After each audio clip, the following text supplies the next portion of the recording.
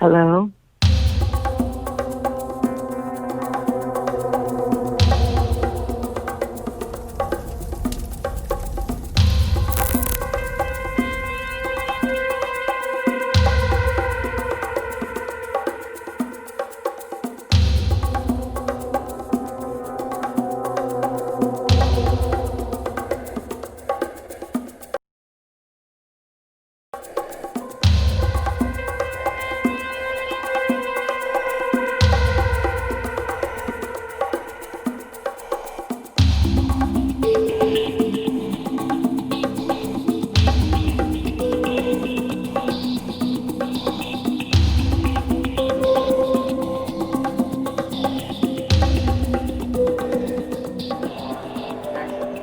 So you were told to stay away from Ivan, right? Yeah, do you mind? Yeah, sure.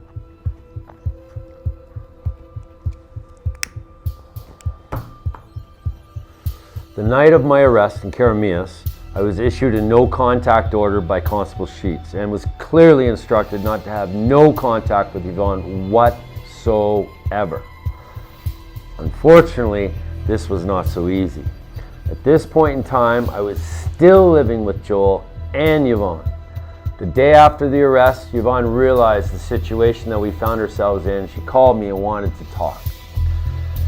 At that point in time, I reiterated to her about the no contact order and told her it's not a good idea to be in contact with each other.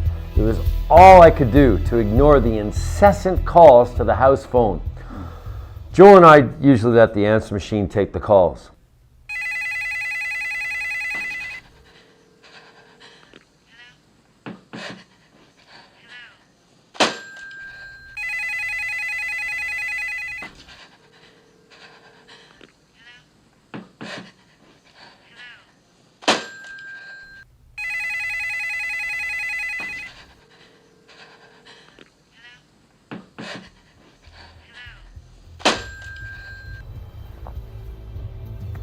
About 3 days after the arrest, I started to get so many calls at work, it was impossible to ignore them. Yvonne would constantly phone in with aliases, posing as a customer, and I'd finally be directed to take the call. Yvonne kept pleading with me to meet with her and that she was sorry about what had taken place.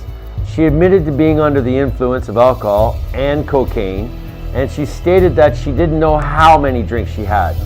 I wish I had kept the bar receipt because it showed that this tiny little girl had whooped down 4 ciders and 5 shooters of China White. She said she realized her mood and behavior caused this whole goddamn mess. I again told her it's definitely not a good idea to meet.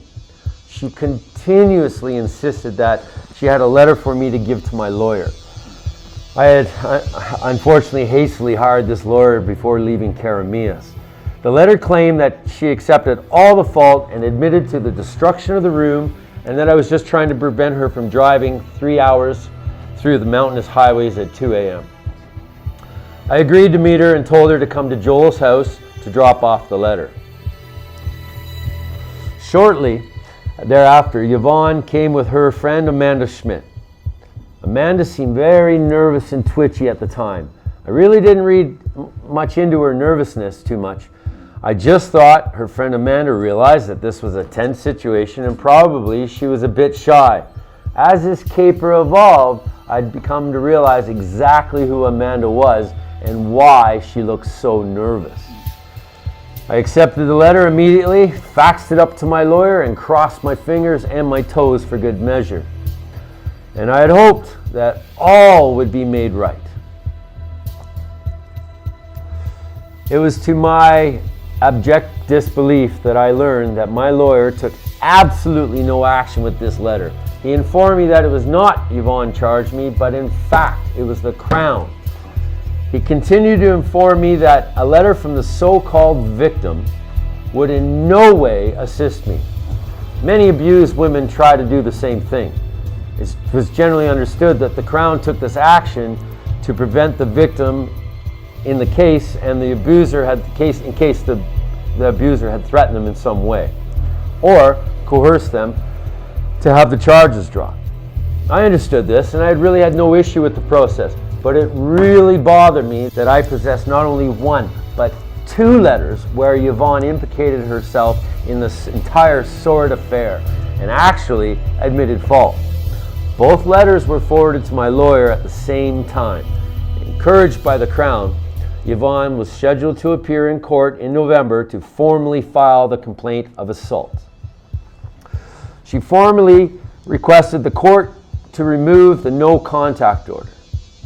I was wrongfully assumed she did so because of our baby.